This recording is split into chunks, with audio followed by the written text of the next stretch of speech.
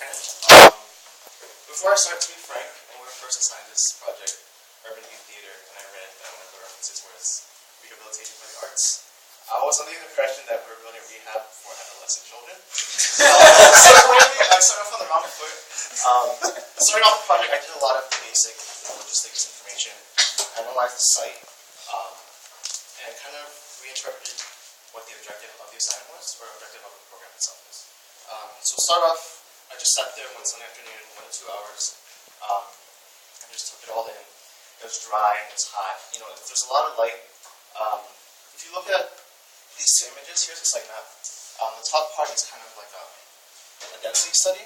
So if you look at this north area, they're all larger buildings. Apartments, 6 to 8 stories, condominiums. Over here on the bottom right, they're a little more flat.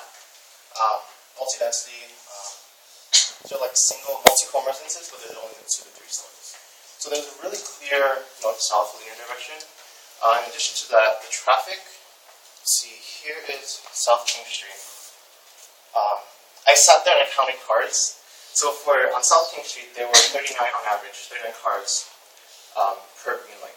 And each green light was around 40 seconds. Going down this way in Punahou, there was a huge difference. There was only 10 cars per green. So you can tell there's this huge, in addition to the north-south direction, there's a huge east-west direction. I kind of associated that with this being downtown and that being like Elmore. So you know, there's this huge traffic, there's this huge circulation area, but no one's stopping there. So I took all those into consideration. After that, I kind of broke down the project of it and stepped away from the idea of it being a rehab. Nearby Washington Middle School, right behind Washington Middle School, there's a Boys and Girls Club. And they kind of specialize in after-school activities for students, for kids, in K through 12, I'm not sure if it was high school. I actually was in that program, I think in middle school, so I kind of related to that program, those objectives, and that area itself.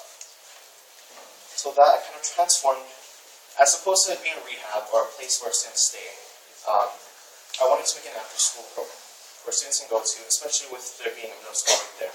They can walk across the street and utilize that space. But again, with the circulation, going back to the idea of circulation and how nobody stops there, it was important for me that this kind of became a community center. In addition to students utilizing the space after school, it's a great opportunity for other people within the community to use that space. Community groups, for example, there's a community center out on Beach Park. They have Greek festivals every year, they have shows, but when it's not in use, homeless people sleep there. Another example, Coffee Line Park Bandstand. Events, which attracts tourists, but if it's not in use, nobody uses it. It's built so that the benches face the bandstand, but if it's not in use, nobody sits there. Those are just some examples I kind of referred to. So, you can kind of see within the design. The first floor is very open, but I'll get back to that in a little bit. Okay. Let's see. So then from there, I went into design. It's really important that perspective was taken into consideration, given that these buildings were really large and these are really small. So I really leaned toward this north-south direction. Again, with these larger buildings, we kind of look down on the site, and with this site, kind of look straight across to your middle school. So here's the first concept model I kind of had. So I start off with just massing. From this building, you kind of see it kind of hits straight across here, but here with the slope.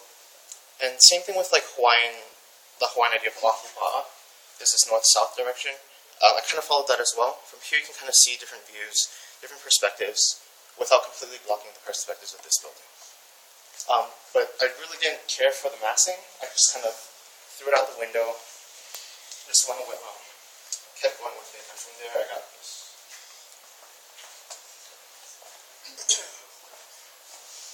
So again, one of the things I noticed when I was on the site was the excessive amount of light.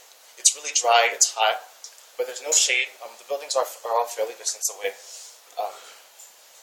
And then, so the concept of light kind of gravitated towards it. You think about visible light, it's composed of different colors, different elements, and each of these individual elements come together to create white light. And that kind of reflected my objective of the community center, where each different group of people kind of come together in this community center to create something or create this community space. So from there, just it's an organization of my spaces. It was really important for me to put my theater on top. That kind of became the heart of the community center. Just with my background being in band and stuff, we spend all these hours practicing and rehearsing. And then the performance is kind of this huge glory moment. So I kind of play on vertical architecture, the idea of working your way up towards the theater, towards that final performance. And then above that, there's a small banquet space for after performances. Again, these spaces are it's just a study, so they're not solidified just yet. The residences in the center, the studio art workspace is the same level with the residences.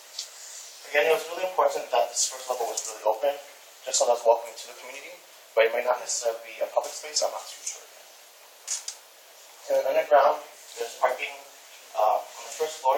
There's going to be the administrative offices. And that's all I have for now. Any questions?